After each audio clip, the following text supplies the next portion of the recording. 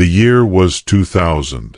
As winter descended upon the quiet city of Wichita, Kansas, no one could have predicted the wave of terror that was about to engulf their community. What started as a series of seemingly random crimes would evolve into one of the most haunting cases in Kansas history. A case that would leave an indelible mark on everyone involved and raise disturbing questions about the nature of evil.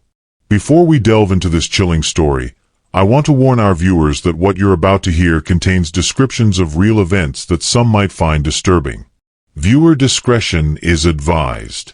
Picture this: a peaceful December evening in Wichita. Snow falling gently outside. 5 friends gathered in a cozy triplex on Birchwood Drive, sharing laughter and making plans for the future.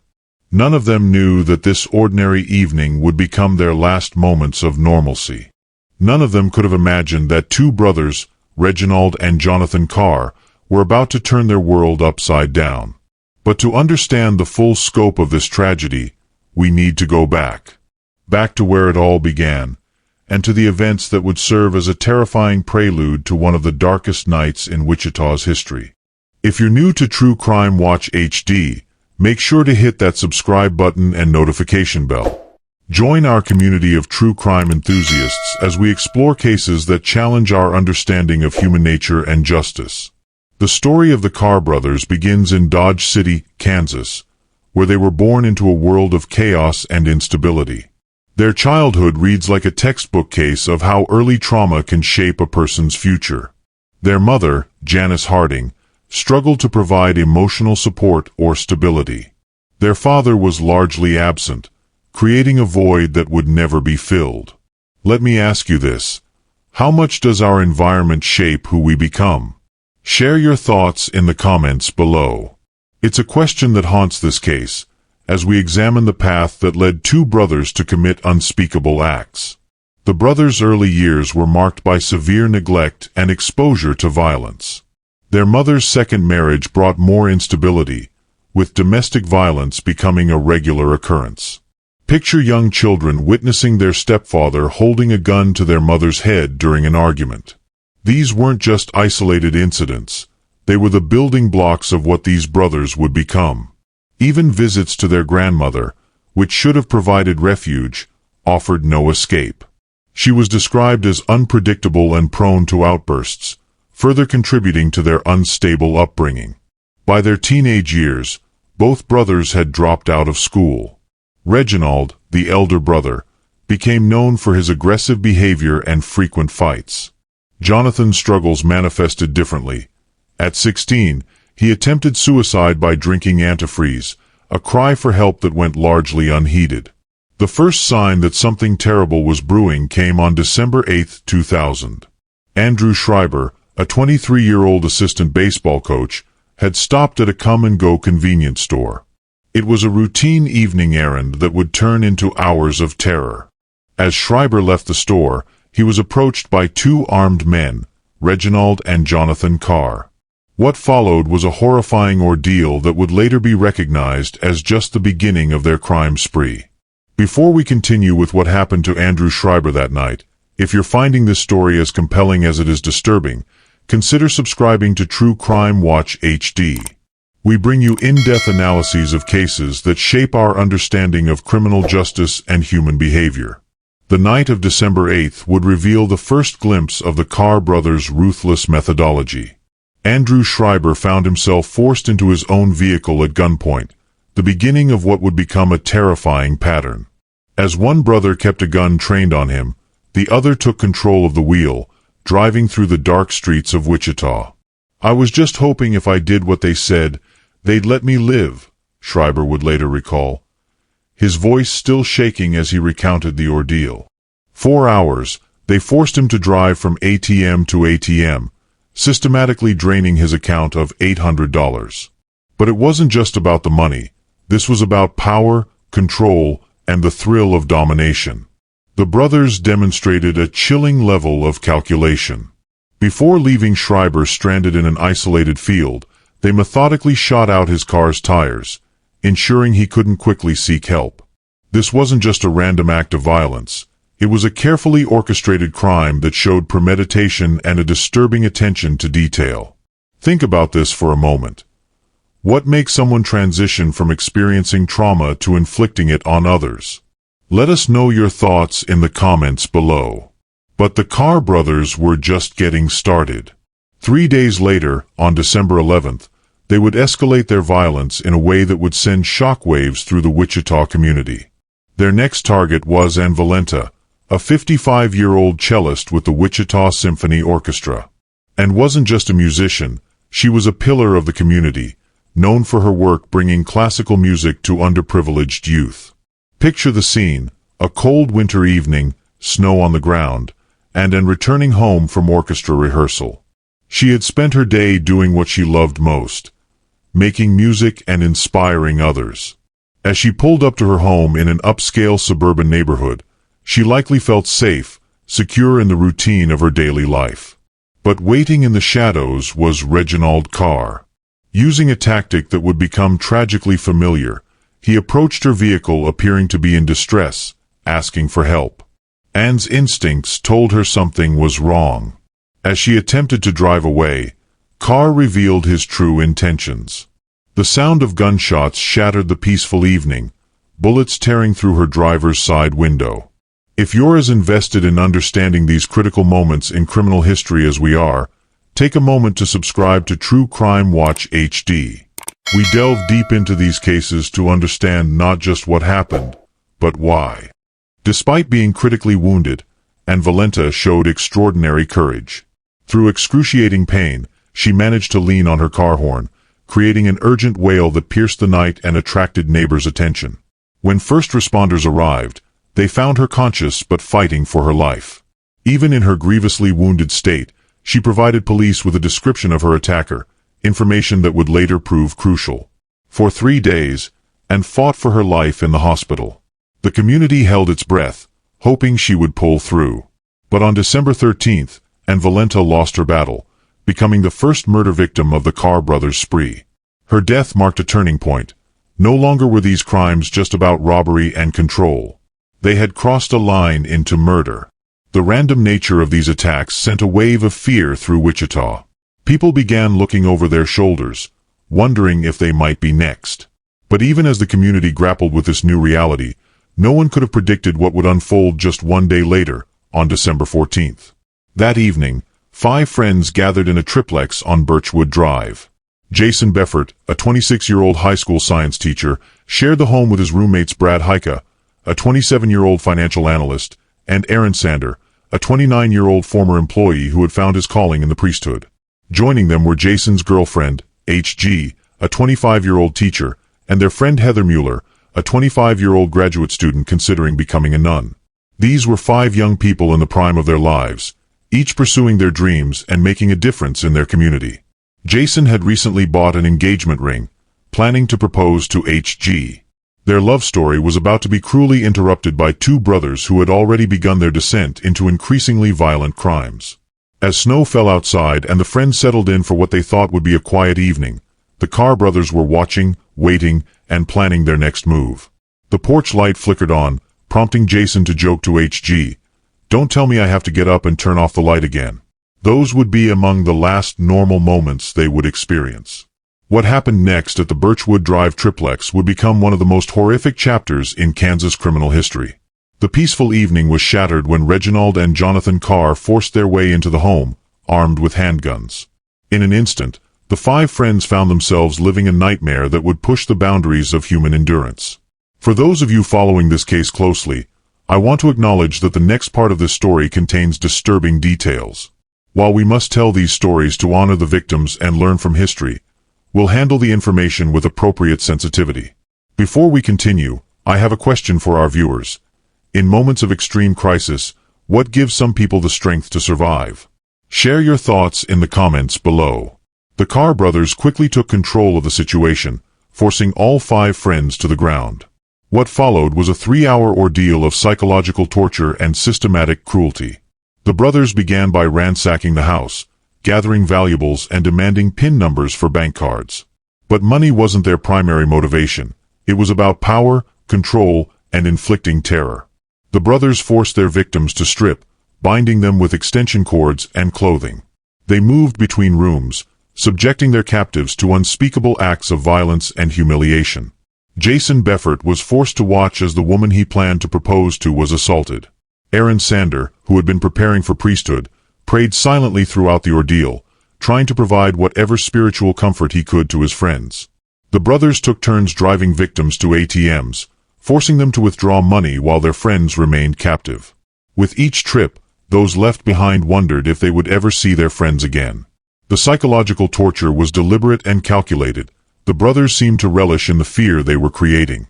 If you're finding value in understanding these crucial cases that shaped our criminal justice system, consider subscribing to True Crime Watch HD. We believe in presenting these stories with the respect and attention they deserve. As the night wore on, the situation grew increasingly dire. The brothers discovered a ring among Jason's possessions, the engagement ring he had planned to give to HG. This discovery seemed to amuse them, adding another layer of cruelty to their psychological torture. They forced Jason to reveal his plans for proposing, turning what should have been a beautiful moment into something horrifically twisted. Heather Muller, the graduate student who had considered becoming a nun, tried to maintain calm by silently praying. Her faith, even in these darkest moments, never wavered. Brad Heike, the financial analyst, attempted to reason with the brothers, trying to convince them that they had already gotten what they wanted and could leave.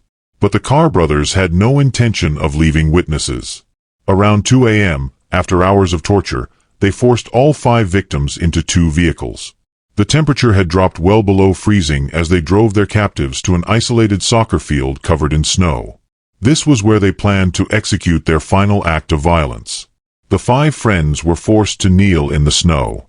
Despite everything they had endured, they showed remarkable courage in their final moments. They spoke words of love and forgiveness to each other, knowing these might be their last chances to do so. Some continued to pray, while others made peace with what seemed inevitable. The brothers opened fire, shooting each victim in the back of the head, execution style. But in an extraordinary twist of fate, one survivor would emerge from this horrific scene, though the brothers wouldn't know it at the time. This survivor's story would become crucial in bringing the Carr brothers to justice.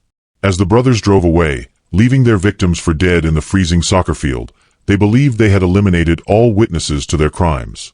But they had underestimated the human spirit's capacity for survival. What happened next would demonstrate both the depths of human cruelty and the heights of human resilience. What happened next would become one of the most remarkable survival stories in true crime history. As the Carr brothers drove away from the soccer field, leaving their victims in the freezing snow, they didn't realize that one person had survived their brutal attack. HG, despite being shot in the back of the head, was still alive. In what can only be described as an extraordinary demonstration of human will, HG regained consciousness in the bitter cold. The bullet had somehow deflected off her hair clip, altering its trajectory just enough to prevent it from being fatal. But survival would require more than just luck. It would demand unprecedented courage and determination. For those of you following these real-life stories of survival against impossible odds, make sure to subscribe to True Crime Watch HD. These stories remind us of the extraordinary resilience of the human spirit. Picture this: a young woman, naked, bleeding, and severely injured, rising to her feet in sub-freezing temperatures. The soccer field was completely isolated, covered in snow, and she had no idea where she was. Her friends, people she loved deeply, lay motionless around her. Despite her own critical condition, she checked each of them, hoping to find signs of life. But there were none. The physical challenges she faced were staggering. The temperature had dropped to 17 degrees Fahrenheit. She had no clothing, no shoes, and was bleeding from her head wound. Every step through the snow was agony, but she knew staying meant certain death. Later, doctors would marvel at how she survived both the gunshot wound and the severe hypothermia she endured. For over a mile, HG walked barefoot through the snow. Her feet were cut and bleeding from the frozen ground, but she kept going. She later described focusing on one thought: reaching help to ensure her friend's killers would be brought to justice. This singular purpose drove her forward when her body wanted to give up. Finally, after what seemed like an eternity, she saw lights in the distance. It was a house on the outskirts of the subdivision. Summoning her last reserves of strength, she ran toward it. The homeowner, seeing a naked, bleeding woman on their doorstep, initially feared opening the door. But HG's desperate pleas for help and the visible severity of her condition convinced them to let her in. The homeowners immediately called 911, and within minutes, law enforcement and emergency services were racing to both locations, the house where HG had found refuge and the soccer field where her friends lay. The temperature had dropped even further, and time was critical. But for Jason, Brad, Aaron, and Heather, it was already too late. As HG was rushed to the hospital, she provided police with crucial details about her attackers. Despite her traumatic experience and injuries, she gave clear, precise descriptions of the Carr brothers and their vehicle. Her testimony would prove invaluable in what became one of the largest manhunts in Wichita's history. I want you watching this. What drives someone to survive against such impossible odds? Share your thoughts about HG's incredible will to live in the comments below. Meanwhile, the Carr brothers, believing they had eliminated all witnesses, returned to the triplex.